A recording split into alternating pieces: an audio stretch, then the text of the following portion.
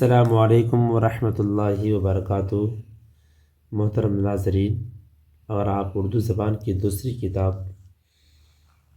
سے اردو سیکھنا اور پڑھنا چاہتے ہیں تو آپ کے لیے یہ ویڈیو بہت ہی ہیلپ لائق ہے، اور انشاءاللہ اس کو پڑھ کر آپ اردو سیکھ سکتے ہیں۔ آج کے ہماری ویڈیو اردو زبان کی دوسری کتاب کا سبق نمبر 15 ہے۔ سبق نمبر 15، ایک شہری اور جنگلی چوہا۔ ایک شہری اور جنگلی چوہا۔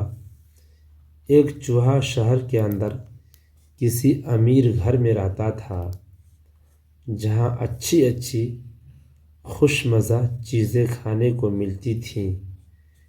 ایک روز وہ اپنے جنگلی دوست کی ملاقات کو گیا، جس کا سراغ کھیت کے کنارے تھا۔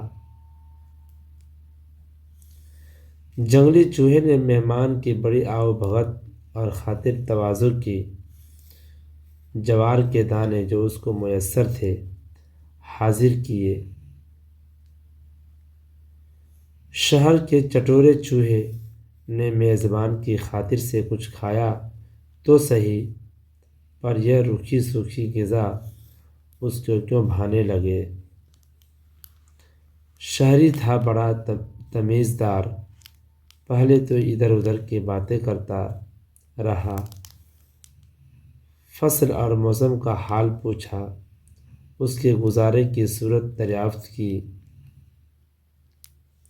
پھر بولا، بھائی تم کیسے ویران جنگل میں زندگی بسر کرتے ہو، جہاں کوئی مزیدار کھانا نصیب نہیں؟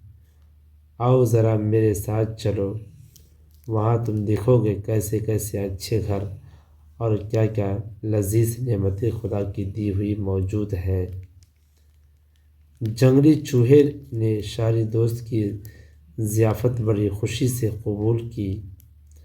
شام کو دونوں روانہ ہوئے اور آدھی رات گئے گھر جا پہنچے۔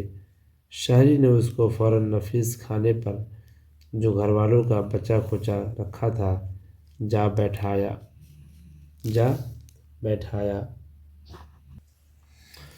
چوہے ابھی یوں ہی سا کھانے پائے تھے کہ بلی کی خوفناک آواز کان میں آئی، میاؤں میاؤں۔ اب دونوں کے دل دھڑکنے لگے اور اوزان خطا ہو گئے۔ ناچار پتا توڑ بھاگے اور سوراخ میں جا گھسے۔ جب بلی چلی گئی اور کچھ خطرہ باقی نہ رہا تو شہری نے پھر کھانے کی تواضع کی، مگر جنگلی دوست نے بہت منت سے واپسی کی اجازت چاہی اور یوں کہتا ہوا چل دیا، یارو اگر تمہارے شہر میں گزارے کا یہی وتیرہ ہے تو تمہیں مبارک رہے، مجھ کو وہی اپنا بیوقوف گھر اور سادی غذا کافی ہے۔ نظم از مؤلف۔